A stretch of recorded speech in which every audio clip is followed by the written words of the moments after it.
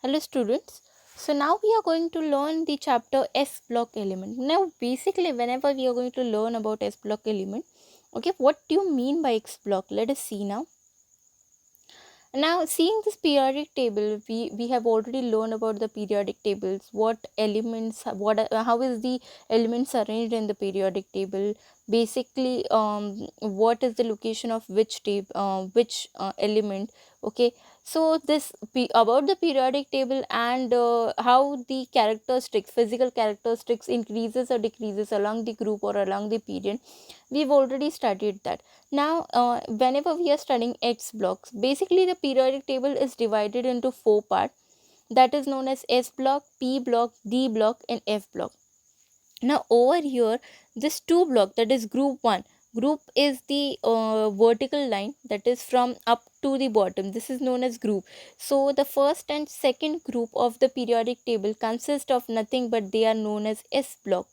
Okay, so we are going to learn about this two group, that is group 1 and group 2. Okay, so this two group are known as S block. Now let us learn more about the S block. So if you can see about the group 2, so you can see that group 2 is basically the element which consists of hydrogen. Basically group 1 will consist of the element hydrogen, lithium, sodium, potassium, rubidium, cesium, and francium. Okay, whereas group 2 will include the element as beryllium, magnesium, calcium, scandium, barium, and rubidium. Okay, so this are the element which are basically consisting of the in group 1 and group 2. Now let us learn more about group 1 or group 2, or in all the S block element. Now, the first group, that is group 1, you can see that it first consists of lithium, sodium, potassium, rubidium, cesium, francium. Okay, so the atomic number of lithium is 3, atomic number of sodium is 11, that of potassium is 19, rubidium is 37, cesium is 55, and francium is 87. So basically, whenever you are going to write the electronic configuration is what? 21, 281, 2881. Basically, what you can find, the common thing in this group is the outermost shell will consist of only one electron. Okay, see that all the electron in the periodic table, or the group 1 will consist of one electron in their outermost shell. Okay, that is 2s1, 3s1, 4s1, 5s1, 6s1, and 7s1. Okay, so they only consist of one electron in their outermost shell, and they require one more electron to attain the stable configuration of the uh, inert gas, or you can say that they can remove one electron to attain the stable configuration. So they are on the verge where they can remove the electron also and again one electron also.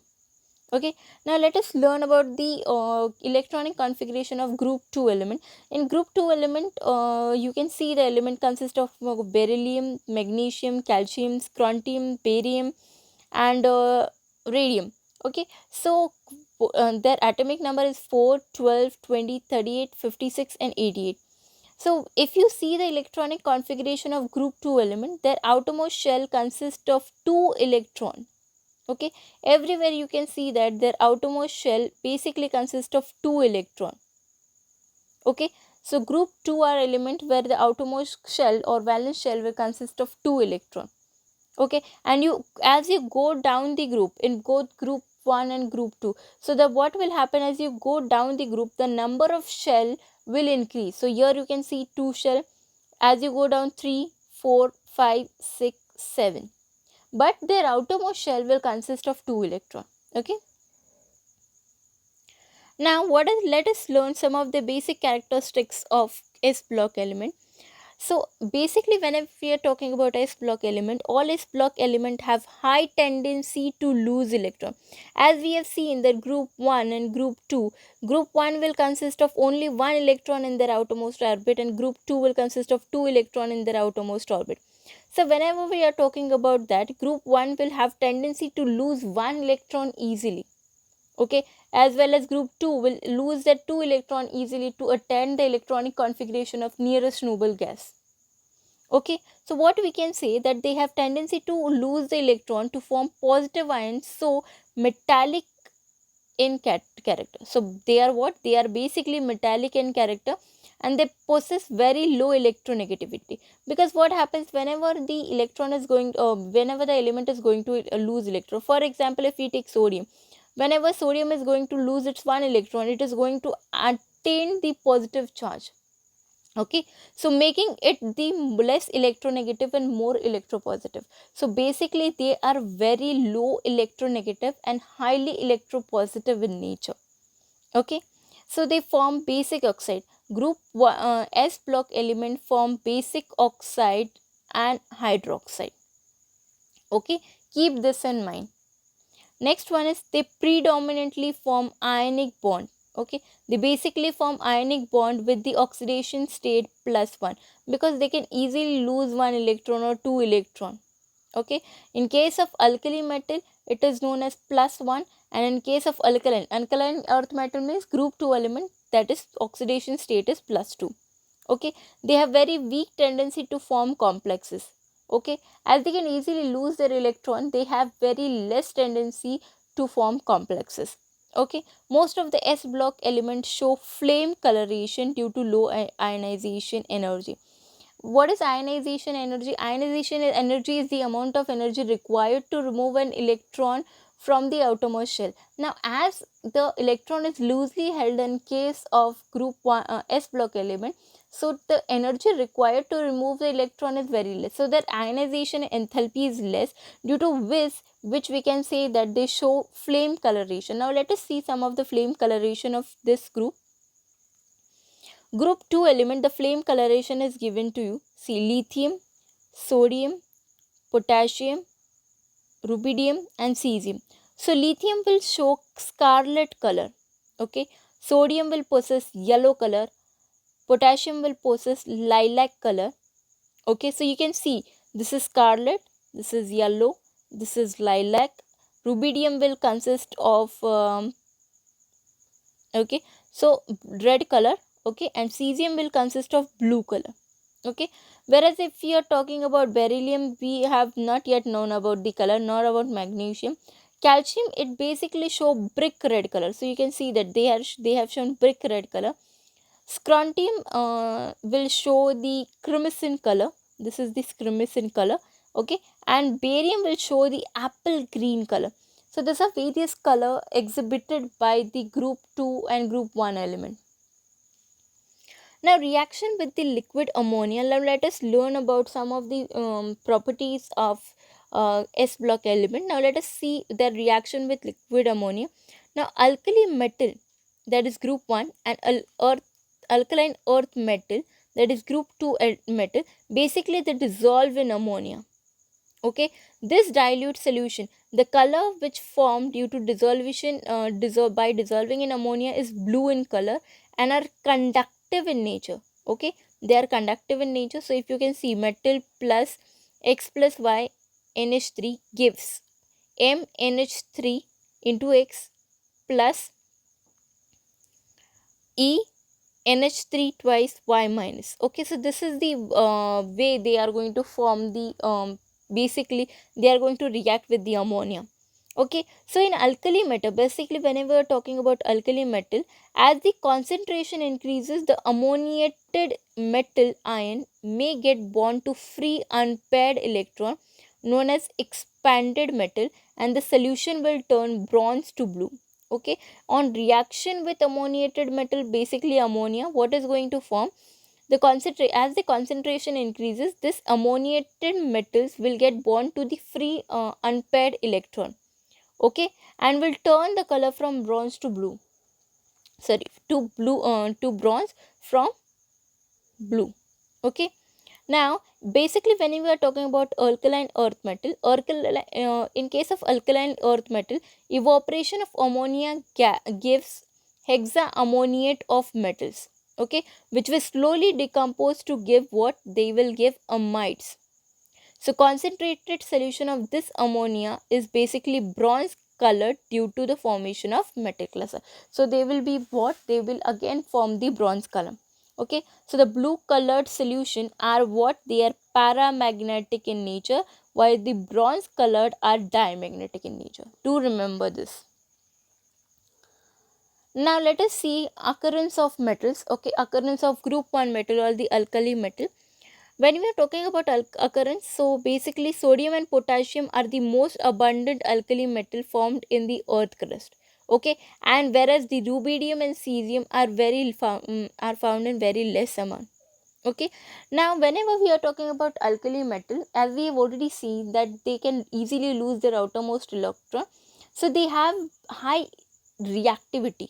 Okay, and due to their high reactivity nature, they are never found in free state. So they will mostly occur in the combined state in the form of halides, oxides, silicate, borates or nitrates. Okay, so some of the occurrence, yeah, ore of the metal is given like lithium, sodium and potassium. Okay, now let us learn about the some of the physical properties of group 1 or the alkaline earth metal. Whenever talking about the atomic or ionic radius, group 1 element are have the largest atomic radii. Okay, so group 1 alkali metal basically have the largest atom. Okay, and their ionic size will increase as you go down the group. Why? Because the extra as you go down the group, the number of shells will get added as you go down the group, so their atomic and ionic radii increases as you go from lithium to francium. Okay, now talking about the melting point and boiling point. Melting point and boiling point are very low. Why? Because of their weak intermetallic bonding. Okay, they have very low melting point and boiling point due to their weak intermetallic bonding. Okay, and the boiling point and melting point decreases as you go down the group. Okay, so it will decrease as you go down the group. Now, reducing properties. Basically, alkaline metal have strong tendency to lose electron, that which we have already studied. So they act as the strong reducing agent because of the tendency to easily lose electron. What is reduction? Reduction is the tendency to so they are the good reducing agent. That is, they are going to undergo oxidation. Okay, by acting as the reducing agent. Okay, and lithium is the strongest reducing agent. Do remember this. Now let us learn about some of the more physical properties of s block element. Ionization energy. As I have already discussed, ionization energy is the energy required to remove an electron from the outermost orbit. Okay, so basically group 1 element have the lowest ionization energy because the outermost electron can be easily removed and no more extra energy is required for the removal of the electron. So it has low ionization energy. Okay, and as you go down the group, the basically because the larger size which result in, and one more thing you can say about that they can easily lose the electron from the outermost orbit, and that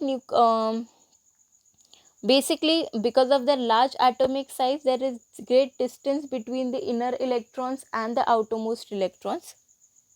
Okay, so if you see that decrease, basically atomic ionization energy will decrease from lithium to cesium, because we have already seen as you go down the group the atomic size will increase.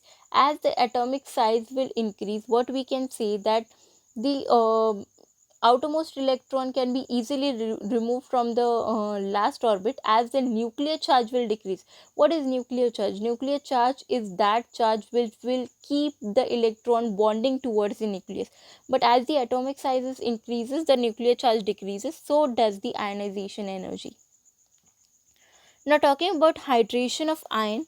Hydration of iron, the solubility of alkali metal salt in water is due to the fact that cations get hydrated by water molecules.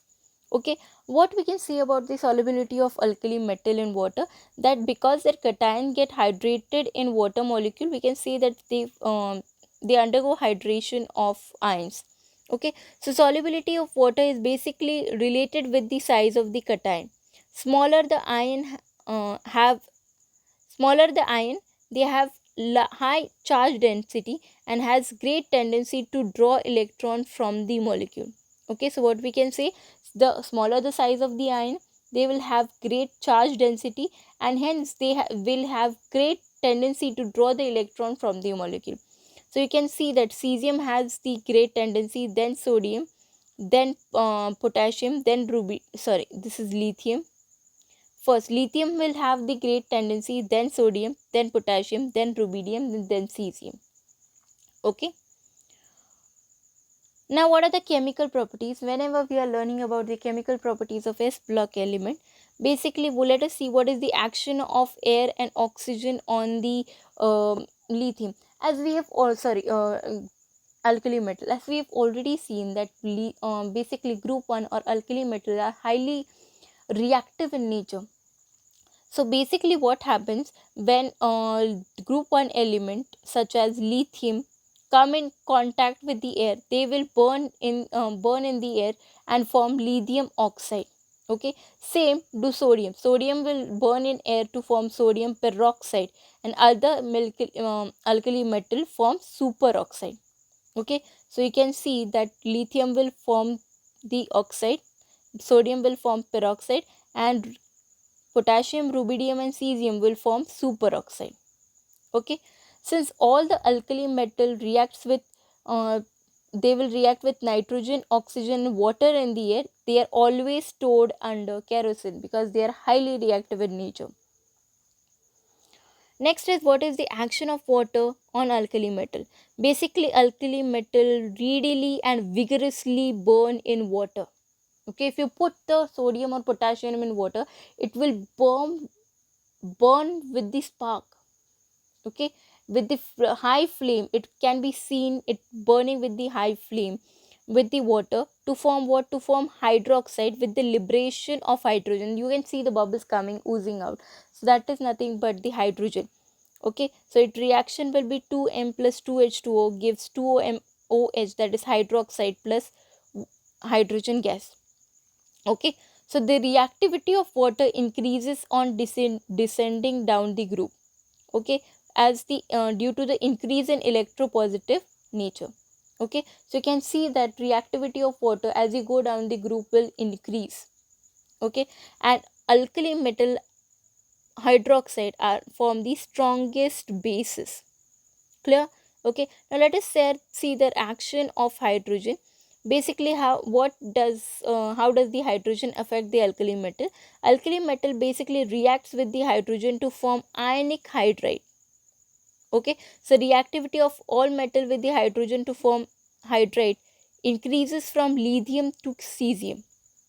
Okay, so thermal reactivity will be given lithium hydride is more basically stable than sodium hydride, so then potassium, then rubidium and then cesium. Okay, and reactivity of cesium hydride is more than that of lithium hydride.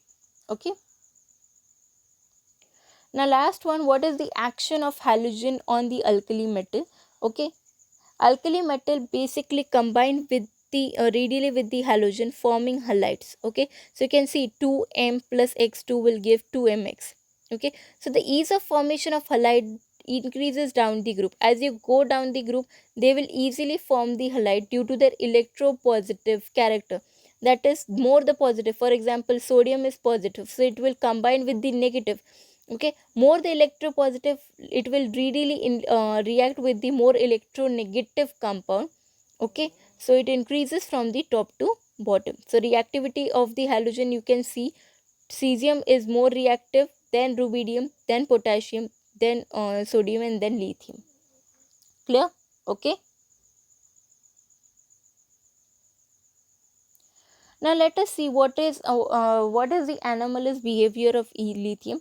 Lithium is somewhat different from the other elements of group 1. How we can say that? Because it is hardest and have high melting and boiling point. Okay, whereas if you see the other elements like sodium, potassium, they are soft in nature. Okay, whereas lithium basically show hard nature. Okay, lithium is diliquescent and crystallized as hydrate. Okay, sort of lithium have lower ionic character, and it basically lithium will basically form covalent character, covalent bond, whereas other all elements of group 1 will form the ionic bond. Okay, lithium will readily react with the nitrogen to form lithium nitride, while other metals do not react with nitrogen. Okay, lithium hydroxide and carbonates are unstable and decompose on heating. Okay, whereas other don't. Lithium ion are more heavily hydrated. Okay, and as I have already said, lithium are covalent in nature because of their smaller size causes higher polarization, whereas other elements of group 1 are ionic in nature. Okay, now let us learn about, this was all about the alkali metal. Now let us learn about the alkaline earth metal, that is the metal of group 2. Okay, so alkaline earth metal are basically highly reactive, and hence they do not occur in free state, same as the alkali metal. Okay, but they are likely to be distributed in nature as the combined state as silicates, carbonates, sulfate and phosphate. Okay, now what are the physical properties? Same resemblance with the alkaline metal. Okay, so alkali earth metal, because they have smaller size compared to that of group 1 element. Okay, so so their nuclear charge will tend to pull the orbital electron inward. Okay, now we can say that they have less they have their atomic radii is less smaller than that of the lithium or group 1 element. Okay, but higher or larger than other group element. Okay, now both atomic and ionic size as you go down the group will increase because subsequent increase in the shells, in the number of shells. Okay, and you can see that increasing screening effect and decrease in the nuclear charge as you go down the group. Now let us talk about the melting and boiling point. Group 2 element or alkaline earth metal basically have low melting and boiling point, but they are higher than those of alkaline metal because of the presence of two bonding electron. Okay, because it is high, it is easy to remove one electron from the outermost shell, and it is difficult to remove two electron from the outermost shell. Okay, thus they have higher melting and boiling point compared to that of the alkaline metal. Now talking about the physical properties, so first physical properties is ionization energy. They have fairly low ionization energy than the corresponding alkali metal. Okay, so ionization energy will decrease as you go down the group because of the increasing size, atomic sizes. Okay, that is adding of new shell. Okay, as the atomic sizes increases, nuclear charge decreases, so does the screening effect increases. Okay, so what is hydration? Hydration energy, the hydration energy of group 2 ions are 4 to 5 times greater than group 1. Do remember this. Why? Because of their smaller size and increased charge. Okay, so enthalpy of hydration decreases down the group because the size of the ion will increase. Okay, and beryllium has high hydration. Okay, and basically due to very strong complex formation, okay, it has high hydration. Okay, now let's move to the next more properties. Now let us see about the reducing character. Alkaline earth metal are stronger reducing agent. Okay, where when we are talking about alkaline earth metal, they are stronger reducing agent because they can easily undergo oxidization. Okay, because why does this happen? Because they have tendency to lose the two electron, the two outermost electron easily compared to the others. Okay, they have weaker reducing agent, but they are weaker reducing agent compared to that of alkaline metal. Okay, so reduction character of alkaline earth metal decreases down the group because of the ionization energy decreases. As the ionization energy decreases down the group, reducing character also decreases, and the electrode potential becomes more negative from beryllium to barium. Okay, so this is illustrated over here. Now let us learn some of the chemical properties of alkaline earth metal. Now alkaline earth metal action with air, that is they form oxides and peroxide. So alkaline earth metal basically reacts slowly with oxygen, and their reactivity increases as you go down the group, since their electropositive nature increases as you go down the group. Okay, for example, barium oxide will react with oxygen to form barium dioxide. Okay, so oxides of group 2 are basic in nature, and their basic strength increases down the group. But do remember, the exception is barium oxide. Beryllium oxide is basically amphoteric in nature and not basic in nature. Okay, now action of water, that is formation of hydroxide.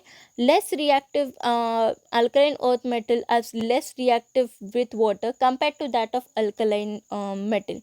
Okay, and the reactivity with water decreases as you go down the group. Okay, because their electropositive nature increases.